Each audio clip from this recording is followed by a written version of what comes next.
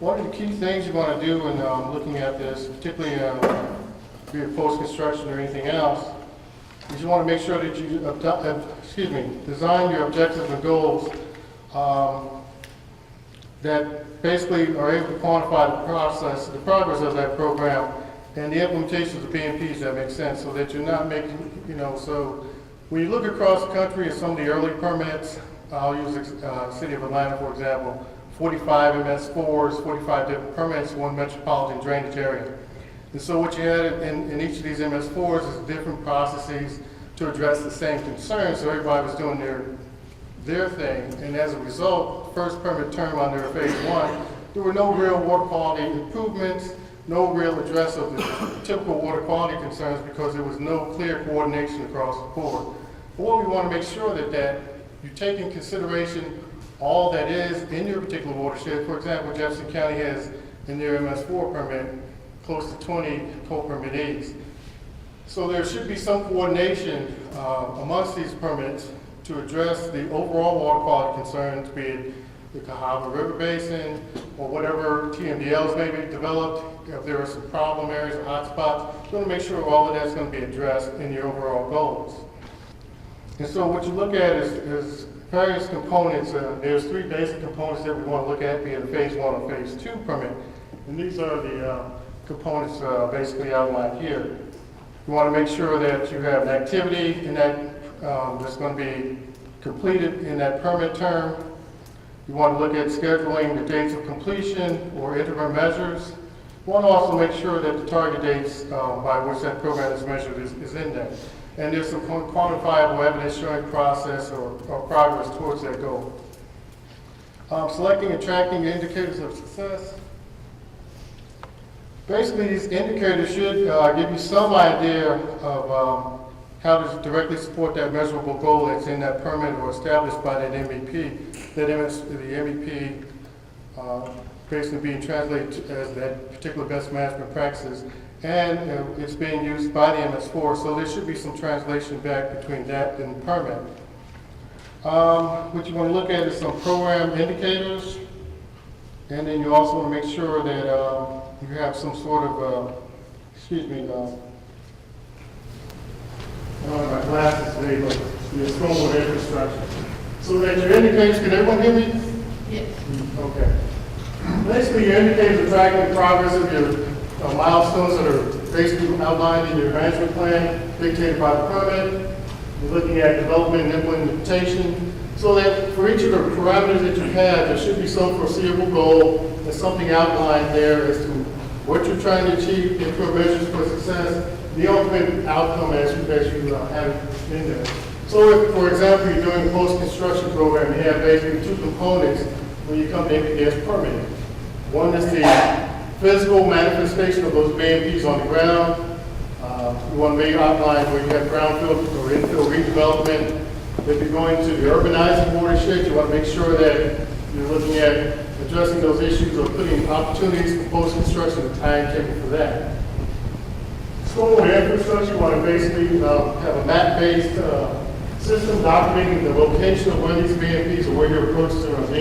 If you're targeting certain hotspots within your MS4 watershed, you're going to outline that in your plans and your development on those management plans. Constructions and conditions of the MS4s, you may want to, there may be some capital improvement associated with that. Identifying the outfalls and other types of infrastructure. And then you want to track the installations of various BMPs that you may have within that time frame of the permit and document the compliance of these particular BMPs. So when you talk about post-construction, once that construction of that BMP takes place, the infrastructure, LID or any other type of permit type of stormwater BMP, there has to be some tracking mechanism to make sure that, one, the performance of that thing is maintained, and also that there's maintenance, regular maintenance of that particular BMP. The other thing when we talk about post-construction NPDES permits is that you have to have the adequate infrastructure within your government to make sure that these are done. So adequate inspectors, adequate education so that they're persons reviewing those plans are actually looking at those long-term BMPs and post-construction. They have some idea of what actually is being put in the ground and is being done properly. So there's a training mechanism also associated with that that may be outlined in that permit that the MSWR has planned for. Mind you that we're talking about 5-year permit terms, obviously, but the overall plans have to go beyond that. So that when you're looking at MS4 is doing this for the first time, it's critical that the language in that permit translates to the actual successes that you're going to do in that first permit term. So 7 years down the line, for all MS4s, let's say, for example, they may be at a point where the post-construction programs are all adequate. We look at phase 2s and phase 1s across the board. But there has to be a timing mechanism to allow those MS4s to ramp up and develop what they need to have to make sure that post-construction component of their MS4s is adequate and meets the requirements of that permit. So what you want to make sure is that in the negotiation and development of the management plans, make sure that you time out exactly what you're going to do and ensure the success of that particular permit. One of the key things that is not clear in the NPDES program, but obvious to you guys, is that many of these permit terms and conditions, as it relates to post-construction and low-impact development, is that we're finally trying to dictate what land uses we're going to incorporate out in the municipalities across the board. Now, the EPA, from their perspective of these NPDES permits, they will say that stormwater NPDES programs do not dictate land use. But as you see this program progressing, you're seeing that a lot of these BMPs and the program sectors on those BMPs are addressing land uses. And also you want to make sure, and you're also seeing this, that resource monitoring and modeling is now becoming more commonplace as it was not done previously. So we're looking at measures to address water bodies, either directly or indirectly. You have more issues of TMDLs at the forefront now, and so that's going to dictate the water quality, and as a result, the types of programs and the BMPs you put on the ground addressing that water quality. So that now you're going to make more critical decisions as to how you manage your plans, and your land uses are going to take place more directly as opposed to before. And again, water quality monitoring and modeling are essential to gauge some of these program successes, so that when you target and design your BMPs, you're going to make sure that there's some sort of performance-based monitoring associated with this, but also some way to gauge the overall effectiveness of these management strategies and plans and the overall water quality health in the systems associated with the MS4s.